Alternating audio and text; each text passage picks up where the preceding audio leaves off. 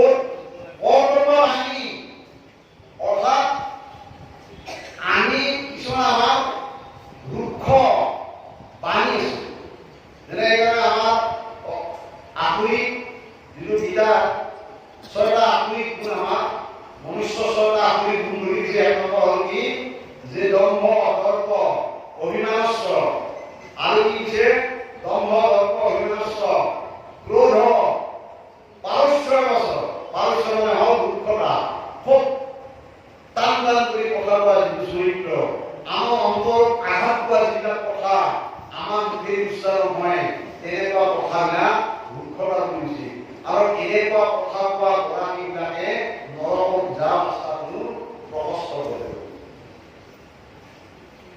৩ number দৰিদ্ৰ অঞ্চল দৰিদ্ৰবিলাক দৰিদ্ৰকে কবলৈ নাহক আপোনালোকে আমি ইতিহাস নাহক আমি দৰিদ্ৰ নহয় ভাগৱতে সেইটো দৰিদ্ৰ বুলি কোৱা নাই ভাগৱতে দৰিদ্ৰ কাক কৈছে একাদশ স্কন্ধ ভাগৱত কৈছে দৰিদ্ৰ কাক কয় কি কৈছে যে নকৰে ভকতি মনে পুষ্টি নাহি যায় নকৰে ভকতি মনে পুষ্টি নাহি যায় সেইজন দৰিদ্ৰ অধমকুলাংগাৰ দৰিদ্ৰ কাক কৈছে নাই ভক্তিৰ বীজ তাৰ লগতে নাই আৰু যিমান পালেও সন্তুষ্টি নাই বুলি আমাৰ বহুত মানুহ এনেকুৱা আছে লাহে লাহে পালেও সন্তুষ্টি নাই আৰু লাগে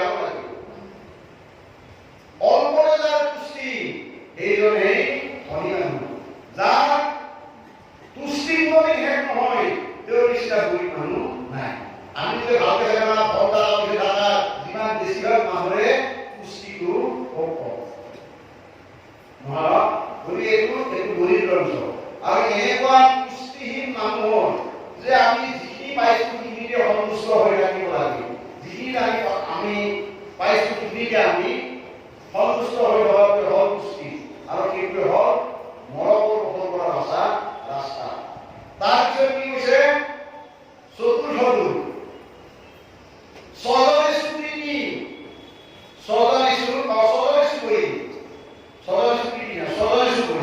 যে সজনে আমি গৰিয়ৰা কৰো আজিকালি আমাৰ বেছি প্ৰৱণতা হৈছে কৰিছো আমাৰ যিবিলাক ভাই ভাতৃ আছে আইতা আছে আমি এইবিলাকৰ লগত সদায় শত্ৰুতা আমি কৰি আহিছো কোনোবা কালি আমি এটা কাহিনী শুনিছিলো আপোনালোকক যে 31 দিনৰ বৰতলাৰ কাহিনী গতিকে আমাৰ পৰিৱেশৰ তাৰমানে সজনে স্মৃতি আমাৰ সজন বিলাকে আমাৰ পৰিৱেশ এইটো পৰিৱেশৰ ধৰ্ম আৰু এইটো নৰকৰ সজনে স্মৃতি বহি নিজ প্ৰসংগ ৫ নম্বৰ নিজ প্ৰসংগ মানে কি জানা প্ৰসংগ মানে সংগ মানে হ'ল সৎসংগ আৰু নিজ প্ৰসংগ নিজ বুলি ক'বলৈ যিবিলাকৰ আচাৰ নীতি নিয়ম নাই যিবিলাকে কি ধৰ্ম নামত খেল নেদিয়ে তেনেকুৱা মানুহৰ লগত সংগ কেতিয়াও নকৰে আমাৰ ভাগৱতৰ কি ৩য় স্কন্ধ দেৱহতী কপিল ভগৱন্তই কৈছে কি বুলি কৈছে যে মন বুদ্ধি আদি কৰি যতে আছই সৎসংগ সবাৰে বুলি জানিব নিশ্চয় কিন্তু দুজনৰ সংগ এই কৰা হয় এই কথা নিজে যদি কয় সাধু মুক্তিৰ দুৱাৰ দেৰে হয় যে মুক্তিৰ দুৱাৰ যদি মুক্তি খোলা হ'ব লাগে তেনেহ'লে আমি কি কৰিব লাগিব মুক্তিৰ দুৱাৰ খোলা হ'ব লাগে কি কৰিব লাগিব আমি দুজনৰ সংগ বাদ দি পেলাই সৎজনৰ সংগ ল'ব লাগিব এইটো ভাগৱতৰ ৩য় স্কন্ধ কৈছে গতিকে দুজনৰ সংগ আমি ত্যাগ কৰি সৎজনৰ সংগ লোৱা নিজ প্ৰসংগ অৰ্থাৎ নিজ সকলৰ লগত সংগ কৰিব নালাগে কুলহীন সেৱা এইবোৰ নৰকৰ ৰাস্তা এটা আছে কুলহীন সেৱা মানে কি জানে নাই হ'ব কুলহীন কাক কয় প্ৰথম আমি জানিব কুলহীন আমাৰ কীৰ্তন ভগৱান কৈছে ইহে কুলহীন বেদক পূজয় যাৰ কোনো হয় না নিজ মৰা সেয়ে কুলহীন বেদক পূজয় যাৰ কোনো হয় না নিজ অৰ্থাৎ যাৰ কোনো হয় না আছে তেওঁকৈ এটা শ্ৰেষ্ঠ কি জ্ঞানী তেওঁকৈ শ্ৰেষ্ঠ ব্ৰাহ্মণ তেওঁকৈ পণ্ডিত আৰু পৃথিৱীত নাই সেয়ে কুলহীন বেদক পূজয় যাৰ কোনো হয় না গৰুৱা এনেকুৱা পুৰিব আমাৰ এইজন পুৰিব যদি আমি সেৱা কৰোঁ তেনেহ'লে আমি ঈশ্বৰৰ সেৱা কৰোঁ কিন্তু কিছুমান এনেকুৱা আছে দেখাত কিন্তু একেবাৰে পুৰি হেন পায় কিন্তু কাজে কামে একো নাই নহয় সেইজন যদি আমি যোগ্য বুলি সেৱা কৰোঁ তাৰ পৰা লাভ নহ'ব কিয় কাৰণ নৰকটো প্ৰশস্ত সেইকাৰণে আমি জানি ৰাখি সেৱা কৰাটো শুদ্ধ কথা নহয় আমাৰ আইসকলে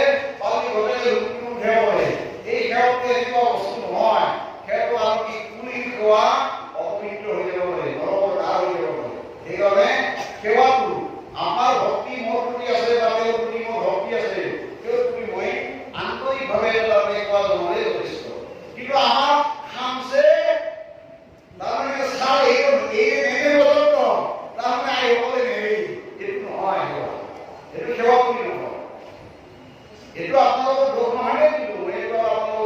পোৱা নাই কাৰণ এইটো আমাৰ সংস্কৃতিয়ে এইবিলাক কৰি গৈছে কিন্তু এই সংস্কৃতিবিলাক শুদ্ধ নাছিল এই সংস্কৃতিবিলাক এৰিব হ'ল এইবিলাক সংস্কৃতি এৰিব লাগে আৰু আমি আন্তৰিকতাৰে মোক কেনেকৈ খোৱা কৰিব লাগে মনে মনে ভাবে ঠেং ঠেং মাতা আছিলে চি লালু চামে হাত ধৰ এই ভাৱনা যদি আপোনাৰ লাইছিলে নহ'লে আপোনাৰ কি হ'ল হয় না কথাটো গতিকে আন্তৰিকভাৱে আপুনি সেইজনৰ প্ৰতি এটা সন্মান উৎসৱ আপুনি হোৱাজনক কৈ ডাঙৰ সেৱা পৃথিৱীত নাই দেয়া আৰু আমাৰ সেৱা কৰাৰ কামে নাই সেৱা পাত্ৰ আমি নহয় সেৱা পাত্ৰ আপুনি দেখি আছে সেৱা পাত্ৰ তেওঁহে সমস্তই কাম আপোনালোকে যেনেকৈ মানে ভোগ্য আমি এজন ভোগ্য ভোক্তা কেন ভোক্তাজনে সেৱা পাত্ৰ হ'ব পাৰে ভোগ্যজনে কেতিয়াও সেৱা পাত্ৰ হ'ব নোৱাৰে গতিকে ভোগ্যজনে সদায় কি কৰিব লাগে ভোগ্য আৰু ভোক্তা এই দুটা কথা আমি জানিব লাগে ভগৱান হ'ল সমস্ত জগতৰ ভোক্তা আৰু আমি সমস্ত প্ৰাণী সমস্ত ভোগ্য গতিকে তেওঁ আমি ভগৱান পাত্ৰ গতিকে আপুনি যদি নাথাকো গতিকে আমি কায়ো সেৱা পাত্ৰ আৰু নহয় আমি সকলোৱে দৈনন্দিন কৃষ্ণ তেওঁ সেই সেৱা যোগ্য আৰু সেৱা পাত্ৰ তেওঁকে আমি সেৱা কৰিব লাগে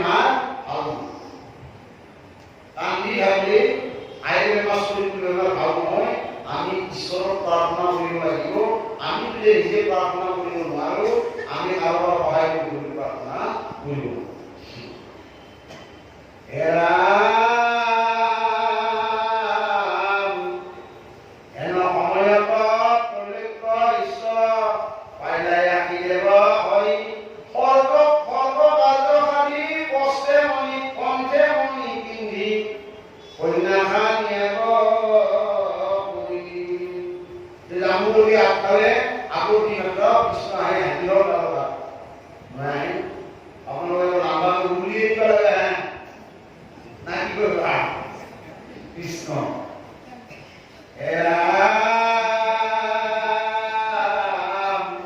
কৃষ্ণই আহিবাৰ শুনি মহোৎসৱ মিলি গুৰিলতে কি ঘনে আগৰ বাৰী বয়া যদু বংশ হবে আনিল পৰম মনে দেখিলে হবে সদায় অবিত কৃষ্ণৰ কমল মুখৰ নাৰকা বাকীৰ কৰিল মহোৎসৱ ও পণ্ডিত সমস্ত দুখ যে বাপাই সমস্ত সবে দুখ কষ্টে কিন্তু কৃষ্ণই হাৰি আছে এইটোৱে ব্যতিক্ৰম এই কৃষ্ণ আৰু আমাৰ মাজত ব্যতিক্ৰম গোটেই কুৰুক্ষেত্ৰ যুদ্ধ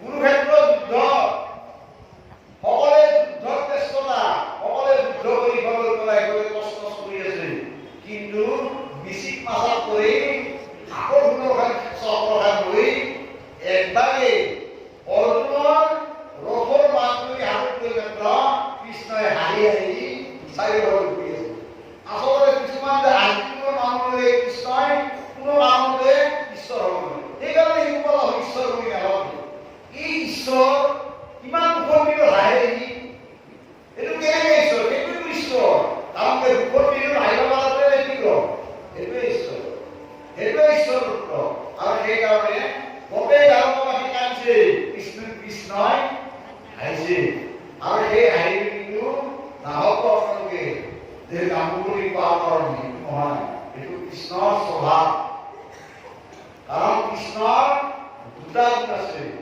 হাঁহিয়ে সকলো জগতত তাৰমানে তেওঁ প্ৰেম আশ্চৰ্য কৰি আহে তেওঁ যে প্ৰেমখিনি আমাৰ মাজত নাথাকিবই আমি আজি জীয়াই নাথাকিব সেইকাৰণে তেওঁ হাঁহিবলৈ আমাৰ কাৰণে প্ৰয়োজন আছে কিন্তু তেওঁৰ কটাক্ষখিনি আমাৰ কাৰণে প্ৰয়োজন নাই তেওঁ যদি এনেকৈ চাইছিলে যদি তেৰা কৰি চাইছিলে তেনেহ'লে আপোনালোকে লাগি পাই কাৰণ আপোনাৰ ৰক্ষা নাই কাৰণ কৃষ্ণৰ কটাক্ষ দৃষ্টিটো আৰু যিটো আমাৰ মুখত মন্দ মন্দ হাঁহি এই দুটাৰ মাজত পাৰ্থক্য আছে যেতিয়া কবি কৃষ্ণৰ মুখত মন্দ মন্দ হাঁহি থাকিব তেতিয়া কবি আমি জীৱকুল বাচি থাকিম আমাৰ সমস্ত জীৱকুলৰ কাৰণে ভয় নাই আপোনালোকে মন কৰিব কিন্তু যেতিয়া কৃষ্ণই কটাক্ষ দৃষ্টি চাইছে তেতিয়া কি হ'ব জানে নাই প্ৰলয় আৰম্ভ হ'ব আৰু সেই প্ৰলয় কেনেকুৱা প্ৰলয় আমাৰ এটা প্ৰলয় চলি আছে নিত্য প্ৰলয় হলা জানা হ'ব গেল ভাবি গলাটো আপোনাৰ কি আছে নহয় তুমি নিত্য প্ৰলয় গেল নৈমিত্তিক প্ৰলয় হ'ব তাৰপিছত প্ৰাকৃত প্ৰলয় হ'ব আৰু সেইবোৰ ইত্যাদি প্ৰলয় গোটেই জগত তাৰপৰি কৃষ্ণৰ বিধি হৈ যাব এইটো হ'ল কটাক্ষ কৃষ্ণ আৰু মন্দ মন্দ যিটো হাঁহি এইটো হ'ল জগতো কি সুখত ৰখা হাঁহি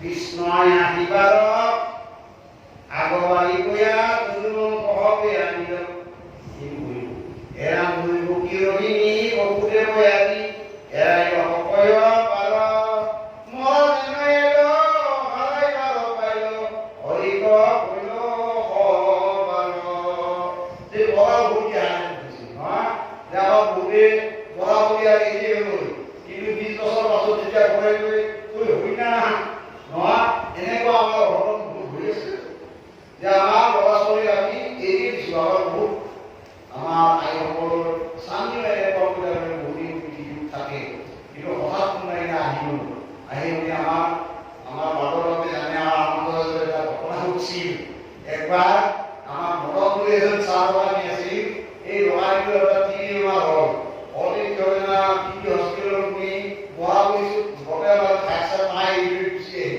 কি তাৰমানে সেই হস্পিটেলত ৰিলিজ নেদে কি তাকে থাকোঁতে মোটামুটি 1 বছৰ পাৰ হৈ গ'ল কি ভাল হ'ল ডাক্তৰখানাতে ভাল হৈ গ'ল ভাল হৈ একদিন ৰাতি সৰুবেলা খোজকাঢ়ি গৈছে আনন্দবাজাৰত পঢ়ি যাই পেলাই ঘৰত দিলে দৰজাত মাত দিছে কাই মই মৰম চব ঘৰৰ মানুহ ভয়তে তাৰমানে ইয়াক কি কৰিলোঁ তাৰমানে ভূত আহিছে নিশ্চয় মই মৰম খুলিয়ে দৰজা ৰাতি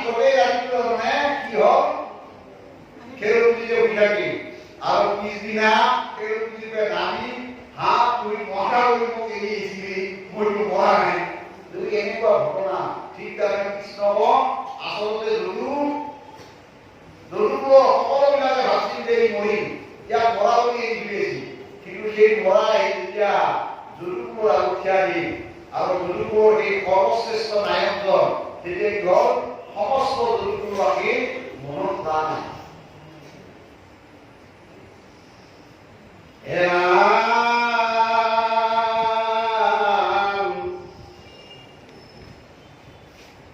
জাম্বুবতী হমে গৃহত প্ৰৱেশ হৈল ৰংগদেৱ হৰি নাচয় লয় খেলি খেলায় মহাৰংগীন নাৰীতাৰ উৎসৱ হ'বই।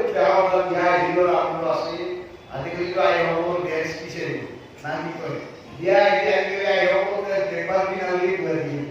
আজিকালি দেখভাল কি প্ৰয়োজন নাই। আজিকালি কি কিবা এটা ঘিচি কৰি শব্দ হয়, এটাই শব্দ এনে এটা শব্দ হয়, তাতে যি নাচা এইটো এটা সংস্কৃতিৰ চব তাৰমানে চাৰিওফালে কি জুই লগাই দিছে। বেয়াই হ'ব এই সংস্কৃতি জুই লগাব আৰম্ভ কৰক আৰু কি জানা, দুটা কথা মন কৰিব। এইবিলাক মান ইটালী বৃহৎ দাৰ্শনিক দুইজনে বিৰাট ডাঙৰ দুটা ঘটনা লিখিছে যে এটা জাতি নিশেষৰ পৰিচয় যেতিয়া প্ৰমাণ পায়, যেতিয়া জাতিটোৰ সেই মানচিত্ৰৰ সীমাৰ জ্ঞান নাথাকে আৰু সি সংস্কৃতিৰ জ্ঞান নাথাকে। এই দুটা জ্ঞান যিটো জাতিৰ নাই, সেই জাতিটো পৃথিৱীৰ বুকুৰ পৰা নিশ্চিন্ন হোৱাৰ কাৰণে বেছি দিন সময় নালাগে। সেইকাৰণে আমি খবৰ কৈছো এই জিনছে বাদ দিও দিনত ঠুলাই আনাৰ ব্যৱস্থা কৰাৰ ব্যৱস্থা কৰোঁ। কাৰণ আপোনালোকে যদি কাৰণ নাৰী শক্তি হ'ল পৰম শক্তি। নাৰীয়ে সমাজ যদি পৰিৱৰ্তন নকৰে, পুৰুষে কোনোদিনে সমাজ পৰিৱৰ্তন কৰিব নোৱাৰে। গতিকে নাৰীসকলক আমি হাত তুলি কৰি কৈছো, আপোনালোকে এইবিলাক বন্ধ কৰি দিয়ক। এই যে জিনছে এইবিলাক বন্ধ কৰি দিয়ক। যি আগত দৰে এই যে এটা ডাঙৰ ভুল বাজৰি এটা মানে চেনাই এই ঘৰ এটা কলা কলা বাজৰি, সেইটোৱে আমাৰ পৰমানন্দ নায়ক। সেইবিলাকে আমাৰ প্ৰকৃত সংস্কৃতি। সেইবিলাক মানক সেইবিলাক আজি লোপ পাই গেল। সেইবিলাকে আজি আপুনি কেনে নাই পেটৰ দায়ক কামবিলাক মৰি আছে। তেওঁলোকৰ কথা ভাবক আপোনালোকে। তেওঁলোকে আজি পেটৰ দায়, তেওঁলোকে আজি বিবাহ আগৰ কাৰণে এনেকুৱা এটা অনুষ্ঠানৰ উপাৰ্য কৰিব নহয়। কাৰণ আমাৰ আইসকলকে নাতা হৈ গ'ল। গতিকে এইবিলাক এৰি পেলাই আমাৰ সেই যে কোনোবাই সংস্কৃতি গৱেষণা এমুঠি অন্ন যোৱা কৰিছে, সেই সকলৰ কথা আপোনালোকে ভাবক। এইবিলাকে ভাবক। ভাগৱত মানে নাভাবো যে দিনটো আমি কিবা শুনো কিবা পাবো, এইটো নাম ভাগৱত নহয়। আমি যি শুনছো, আমি আমাৰ এই জাতিটো জীয়াই থকা লগতে আমাক নিজক জীয়াই ৰখাৰ যিটো আমাৰ প্ৰচেষ্টা, এই সকলোবিলাকৰ উত্তৰ এই ভাগৱত আছে কাৰণে আমি ভাগৱত কৰিছো। কিন্তু ভাগৱত পঢ়া ভাগৱত জনাৰ আগতে এইবিলাক কথা চিন্তা কৰোঁ। আমি পুৰণিবিলাক আমাক উলিয়াব নালাগে। কাৰণ এইটো হ'বই, কাৰণ আমাৰ ইতিহাস বৃত্ত আমাৰ এইটোৱে। কাৰণ এইবিলাক লাহে লাহে আনিবই লাগিব আৰু এইবিলাক আনিব পাৰিলেহে আমাৰ কি হয় সংস্কৃতি জীয়াই থাকিব। ইতিমধ্যে আমাৰ এইখিনি কথা এইকাৰণে কোনো আমাৰ পথটো শেষ হ'ল। আমি এতিয়া অনন্ত কন্দুলিনী কিনো আমাক ক'লে তাকে আমি অলপ আলোচনা কৰি আমি পাঠ সমাপ্ত কৰিম। এৰাম শুনা নৰ লোক ইটো দুখ হক মহান কেনে দেখা কৃষ্ণৰ বিমুখৰ পাতকীৰ দুখ কেনে কৰে তাৰ কোনে কৰে তাৰ দেখা। যে মহান কৰে দুখ আৰু যিসকলে সদায় কৃষ্ণৰ লগত আছে তেওঁলোকে এনে দুখ, আৰু যিসকলে কৃষ্ণ কি বিমুখ অৰ্থাৎ কৃষ্ণৰ লগত সম্বন্ধই হোৱা নাই, কৃষ্ণৰ লগত অস্তিত্বই হোৱা নাই, সেই সকলৰ দুখ কেনেকুৱা হ'ব অলপ ভাবকচোন। কিমান দুখিত লাগিব। কাৰণ কৃষ্ণৰ লগত পৰিচয় হ'ব লাগিলে বহুত কথা। আমি প্ৰথম স্কন্ধ ভাগৱতৰ নাৰদৰ যিটো কথা, নাৰদৰ উপজন্মৰ কথা আপোনালোকে পঢ়িব। নাৰদৰ উপজন্মৰ কথা তাতে কৈছে কৃষ্ণ পাবলৈ এটা দীঘলীয়া পৰিক্ৰমা। এই দীঘলীয়া পৰিক্ৰমাটো কেনেকুৱা? দাসীৰ পুত্ৰ, মই দাসীৰ হে বিয়াকৈ দাসীৰ পুত্ৰ আছিলো। মই 4টা সন্যাসীক মোৰ আইতা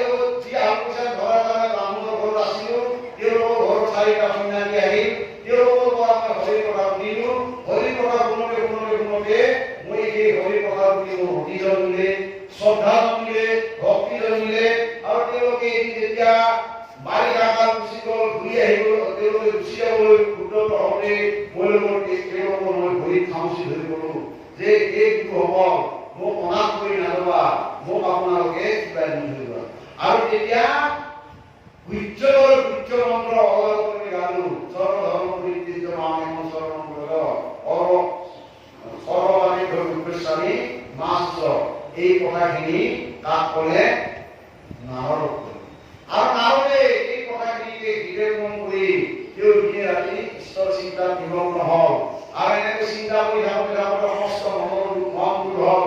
আৰু মন দূৰ হোৱাৰ লগে লগে কি হ'ল জানে নাই? কৃষ্ণৰ ৰূপ পৰিচয় হ'ল। যেতিয়া পৰ্যন্ত আমাৰ মন দূৰ নহয় তেতিয়া পৰ্যন্ত কৃষ্ণৰ ৰূপ পৰিচয় হ'ল। আৰু যিদিনাই আমাৰ কৃষ্ণৰ ৰূপ পৰিচয় ঘটিব সিদিনাৰ পাছত আমাৰ সম্বন্ধ আমাৰ দুটা ল'ৰা ছোৱালী চাবচোন, সম্বন্ধ কৰাৰ আগতে বহুত কিবা কিবি আমাৰ ব্যৱস্থা থাকে। আৰু সেই ব্যৱস্থাৰ মাজেদি আহি আমাৰ এখন ঘৰ সিখন ঘৰৰ লগত এটা সম্বন্ধ কৰিব পাৰে। আৰু সেই সম্বন্ধটো যদি ভাল হয় তেনেহ'লে দুটা পৰিয়ালৰ সুখ হয়। গতিকে আমাৰ লগত নাৰদে কি কৰিলে? কৃষ্ণৰ লগত সম্বন্ধ কৰি পেলাই তেওঁৰ গাখীৰ পুত্ৰৰ যিটো কলেবৰ, সেই কলেবৰটো ত্যাগ কৰি এটা পাৰি কৰি কি দিব্য শৰীৰ লাভ কৰিলে।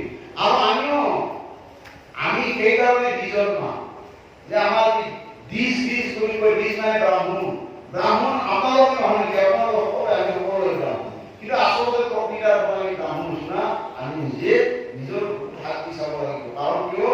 দ্বিজ মানে দুবাৰ জন্ম। এবাৰ আপোনালোকে মাতৃৰ উদৰৰ পৰা আপোনালোকে জন্মিলে, মাতৃৰ উদৰৰ পৰা আপোনালোকে এবাৰ জন্মিলে, একবাৰ জন্মা। আৰু যেতিয়া আপোনালোক গুৰুই কি কৰিলে? ঈশ্বৰৰ পথটো দেখুৱাই দিলে, অৰ্থাৎ ঈশ্বৰৰ লগত সম্বন্ধ ঘটাই দিলে, এইটো দ্বিতীয়বাৰ জন্ম। সেইকাৰণে আমাক সকলোকে দ্বিজ বুলি কোৱা হয়। জন্মনাম যায় সূত্ৰ সংস্কাৰ দ্বিজ বছৰতে বেদ পাঠৰ ভৱে মিত্ৰ ব্ৰহ্ম জানন ঈশ্বৰ ব্ৰাহ্মণ।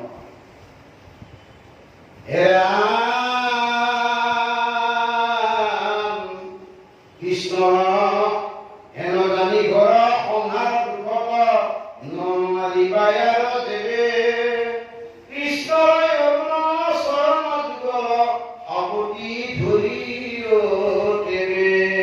কৃষ্ণৰ অৰুণ চৰণ যুগল আপত্তি ধৰি আপত্তি ধৰি দিব বিচাৰে কোলাত পাব আপোনালোকে।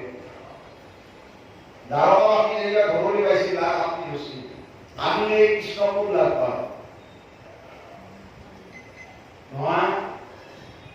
আমি এই কৃষ্ণ আজি ৰাতি আপোনালোকে ভাবো, অহা বছৰ মই কম কৃষ্ণ ক'ত লাভ পায়। আজি ৰাতিপুৱা আপোনালোকে ভাবা শুৰু কৰক কৃষ্ণ ক'ত লগ পাম। কিয়? আপুনি ৰাতিপুৱাতে একবাৰ ভাবো যে কৃষ্ণ ক'ত লগ পাম। সব আপোনালোকৰ গোটেই এৰি পেলাই একবাৰ আমি চিন্তা কৰো যে কৃষ্ণক মই ক'ত লগ পাম।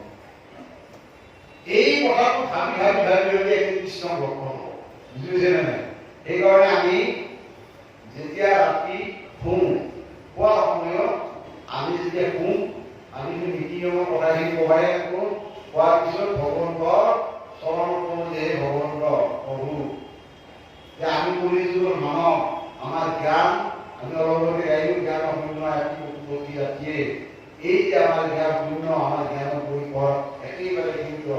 গতিকে আমি এনেকুৱা অজ্ঞানী লোকসকলে আপোনাক চিনি পোৱা আমাৰ বহুত অসুবিধা হয়। প্ৰভু আপুনি যেন আমাৰ কি সন্মুখত আহি যেনেকৈ বিশ্ব সন্মুখত মৰাৰ সময়ত আহি দেখা দিলে, আমাৰ মৃত্যুৰ সময়ত যদি আপোনালোকে কি কৰে, আপুনি আহি আমাৰ সন্মুখত দেখা দিয়ে। এইটোৱে আমাক আপোনাৰ ওচৰত প্ৰয়োজন। দেৰি বাগে মৃত্যু যে সকল ক'ব নাই আৰু এইখিনি কথা কৈ আপোনালোকে টোপনি যোৱাৰ চেষ্টা কৰক। আপোনালোকে মৃত্যুৰ সময়ত কৃষ্ণ আগত ৰাখি নিব পাৰিব, এইটো আজি আপোনালোকক কওঁ।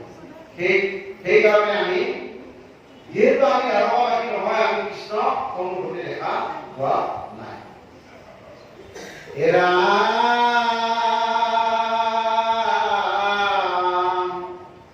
জন্মৰ যাতনাই আছে মত নুশুনা,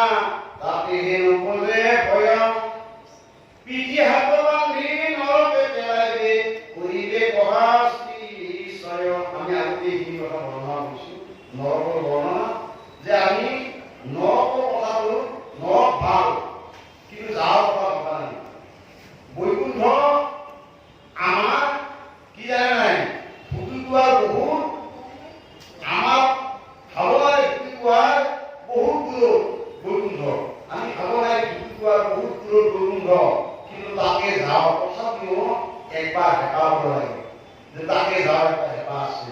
কিন্তু নরক বিরাট বিরাট ভাল, কারণ নরকত জীৱ চাফা কৰে, পৰিষ্কাৰ কৰে, সেইকাৰণে নৰক ভাল। কিন্তু তাতে যোৱাৰ কথা কোনো দিনে নাভাবো। কৃষ্ণ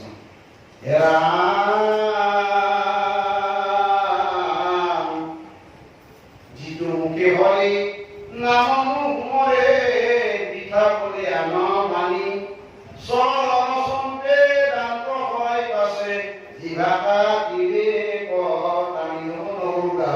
কি কৈছে? যিটো মুখে হৰি নাম নুশুমৰে দিঠা বলে আনৰ মানি। যিটো অলপ কৈছো, যিটো বাইকে নাই নাম কৃষ্ণ চৰিত্ৰ উৎকৃষ্ট বৰ্তটো এইটো অপবিত্ৰ।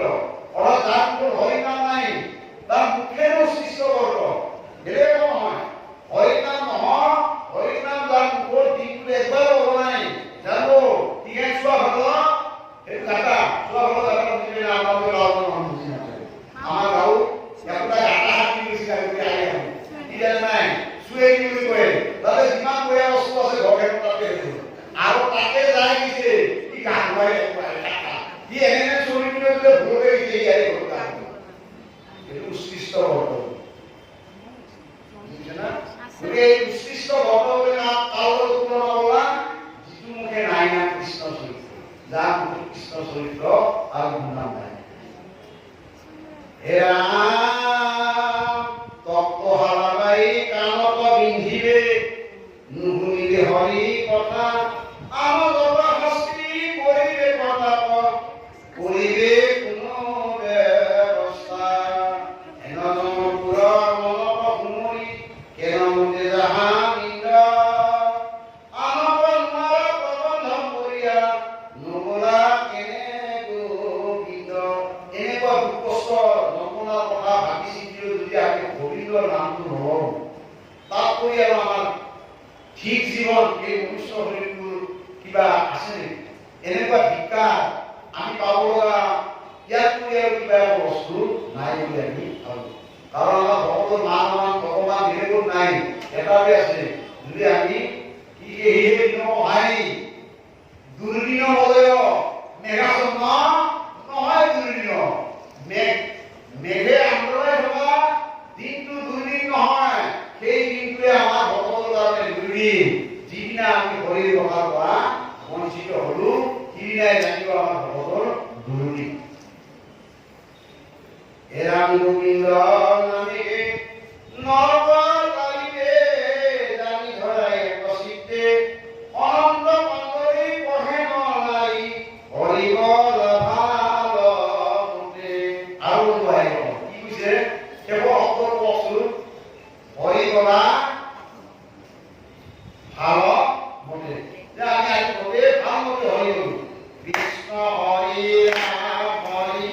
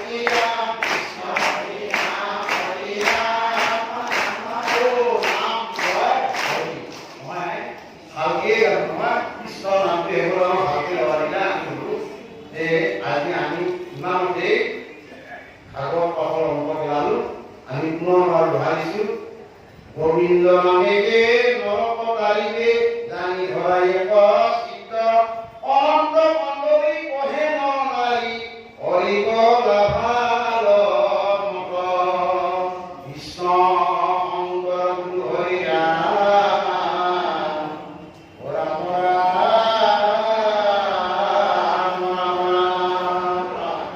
জয় ৰাম জয় নাৰায়ণ জয় কৃষ্ণ জয় জগতগুৰু শ্ৰীমন্ত কৃষ্ণ হৰি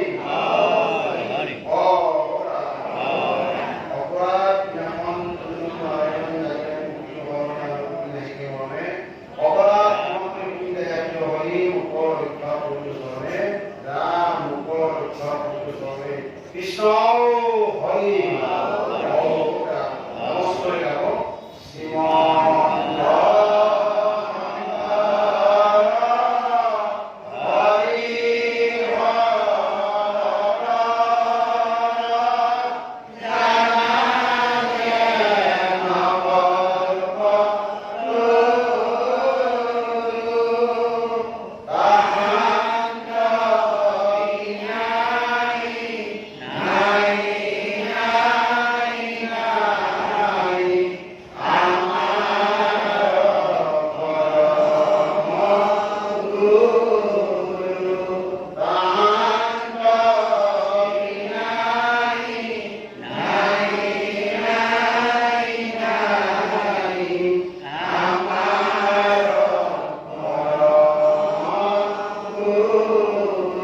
Krishna